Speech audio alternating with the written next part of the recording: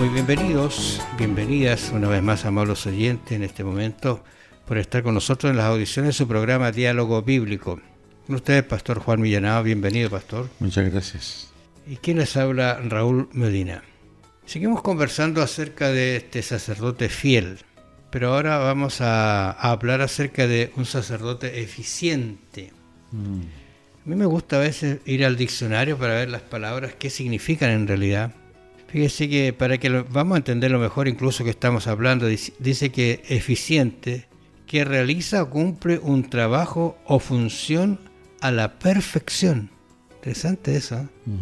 Eso sería el concepto de eficiente. Por lo tanto, cuando decimos un sacerdote eficiente, estamos diciendo que es un sacerdote que cumple su función a cabalidad en toda la plenitud. Y eso es lo que Pablo está presentando en Hebreo, que Dios, el Jesús, es un sacerdote eficiente. En ese contexto es que la Biblia dice que este sacerdocio levítico, que obedecía a un sistema bien estricto de sucesión, etc., era sombra, un ministerio de sombra, es decir, no era la realidad, ¿ya? Pero era lo que era eficiente en esos tiempos, porque Dios le había dado eficiencia, lo había constituido, ¿no es cierto?, en ese periodo del plan de salvación. Pero ahora ha llegado el fin del tiempo, los postreros días, el Señor levanta otro sacerdocio, lo que implicó un cambio de la ley a ese respecto de sucesión y también un cambio en la ley de los sacrificios, porque todos los sacrificios anteriores, ni siquiera los mejores o reuniéndolos todos, podía realmente satisfacer la necesidad de salvación del ser humano, ¿ya? Así que esa ley de los sacrificios de animales también quedó de lado, porque esos sacrificios no podían darnos la expiación que necesitábamos. Eso no significa que lo hecho fue ineficiente. Fue tornado eficiente los méritos del Señor a quienes ellos apuntaban, claro, porque todo apuntaba al que había de venir. Pero una vez que el sacerdote con mayúsculas vino, entonces la ley de sucesión en el sacerdocio y de los sacrificios cambió.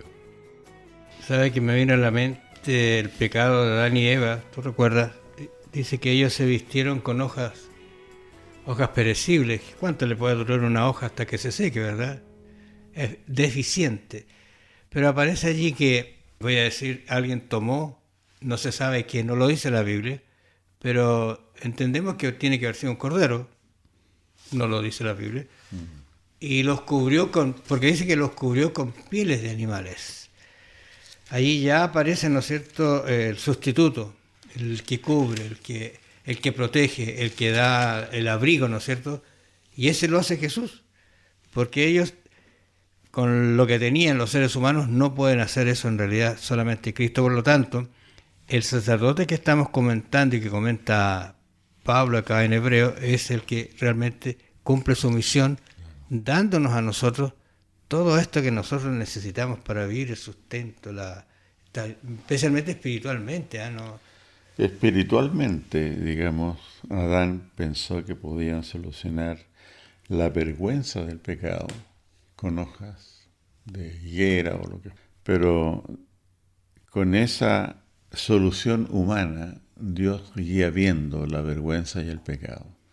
Por eso que Génesis 3:21 dice: Jehová Dios hizo al hombre y a la mujer túnicas de pieles y los vistió.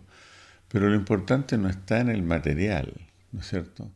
Lo importante está en el hecho de que Dios expía o Dios cubre. Cuando Dios cubre, cuando Dios perdona, ya no ve, olvida. Pero cuando nosotros cubrimos y nosotros, según nuestros propios términos y opiniones, tratamos de solucionar el problema del pecado, no es suficiente. Ni la mejor justicia humana alcanza para nuestra expiación o que se cubran nuestros pecados. En el versículo 11 del capítulo 7 de Hebreo, mira lo que dice Pablo. Sí, pues la perfección fuera por el sacerdocio levítico. Interesante eso, ese detalle.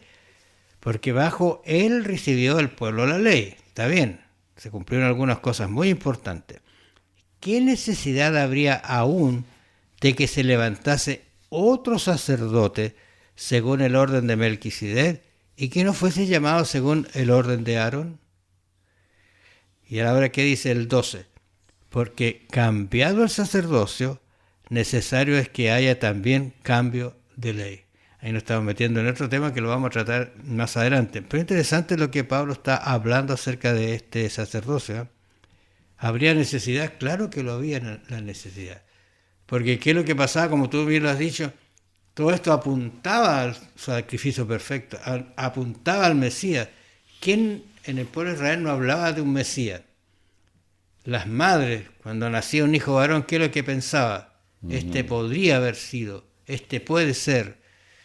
Interesante que yo creo que a lo mejor María en algún momento pensó que podría ella ser también, tener un hijo y ser el representante, o sea, ser el Mesías.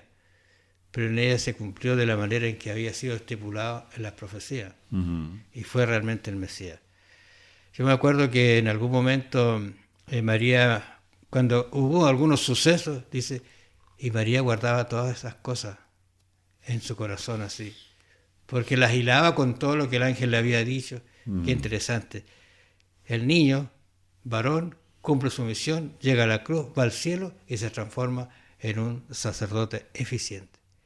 Extraordinario, ¿te parece la forma de expresar lo que tiene Pablo de este sacerdote que estamos estudiando?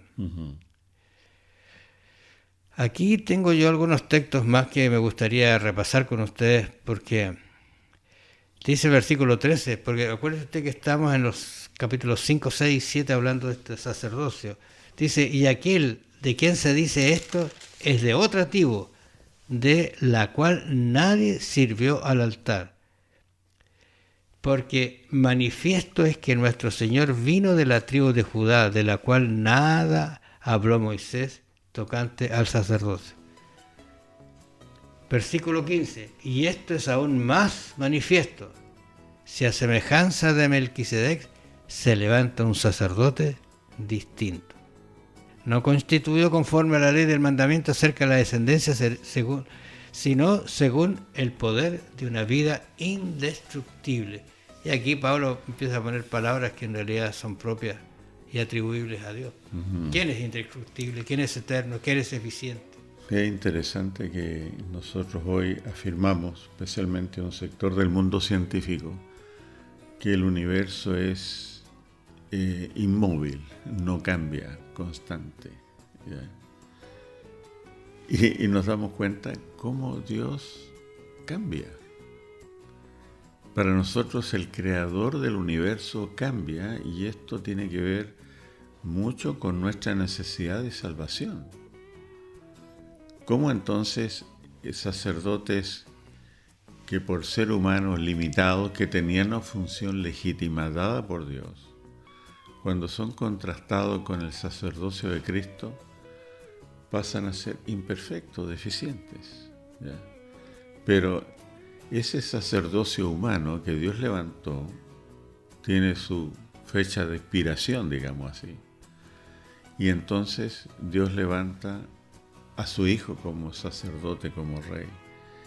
Y lo interesante de esto es que en ese momento Dios decide cambiar y levanta un sacerdote de una tribu donde nunca hubo un sacerdote, ¿ya?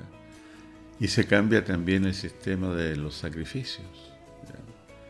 Así que nosotros tenemos a un Dios en la Biblia que por amor a los pecadores, para llevar adelante su plan de salvación, es capaz de introducir cambios.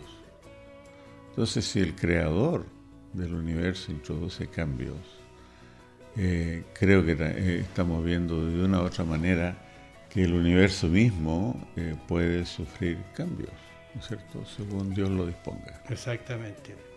Ahora usted puede realizar mucho para sus hermanos, amable oyente, si está bajo el alero de Dios, pues si está bajo este reglamento que Dios ha puesto, es también un sacerdote que puede interceder por sus hermanos. Es un privilegio. Que el Señor los bendiga. Vamos a dejar hasta acá nuestra conversación. Vamos a volver mañana. Bendiciones.